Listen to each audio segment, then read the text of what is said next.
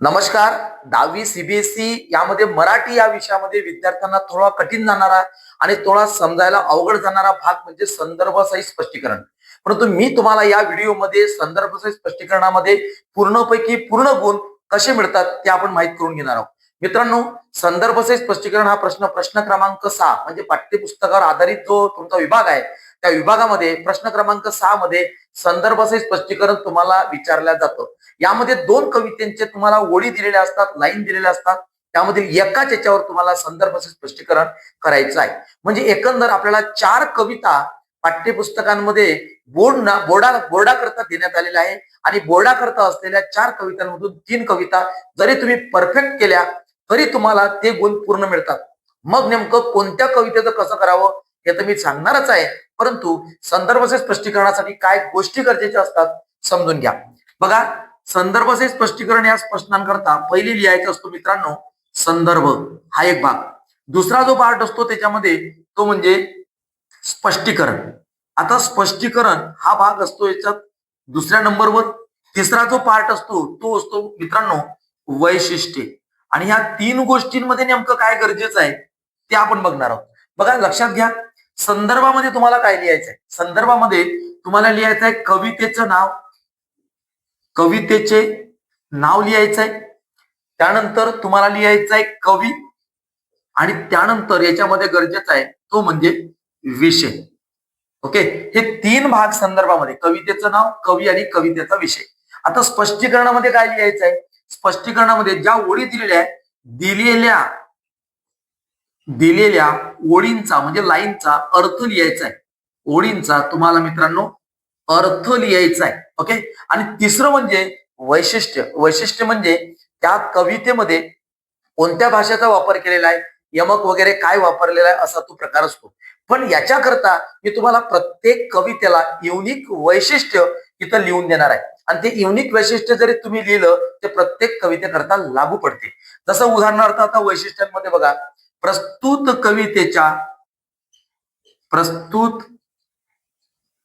कवितेमध्ये असं म्हणू, प्रस्तुत कवितेमध्ये कवीने अगदी साध्या सोप्या भाषेचा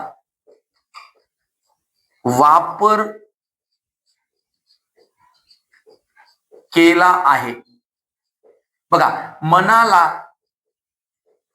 भिडणारी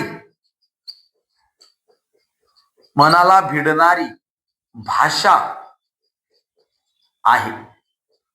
मित्रांनो, आता तुम्हाला कोणत्याही कवितेकरता हे मी युनिक एक भाषेचं वैशिष्ट्य इथं सांगितलेलं आहे. मग आता हे जरी तुम्ही लिहिलं तरी गुण पूर्ण मिळतात. पण प्रत्येक कवितेनुसार नेमकं काय वैशिष्ट्य असलं पाहिजे त्याच्याकरता सुद्धा मी ट्रिक बनवलेली आहे. आता एक गोष्ट, स्पष्टीकरणामध्ये दिलेल्या ओळींचा अर्थ चांगला करता येत असेल तर काहीच अडचण नाही. नाही करता येत असेल तर त्याकरता सांगतो की ज्या काही ओळी असतात त्या ओळी तुम्ही कशा पद्धतीने लिहू शकता. समजा 2 दिवस नावाची कविता तुम्हाला जर संदर्भासहित स्पष्टीकरणामध्ये आली, त्याच्या ओळी अशा आहेत. समजा, 2 दिवस दुःखात गेले, 2 वाटपाण्यात गेले, विचार करतोय किती उरले डोईवर उन्हाळे.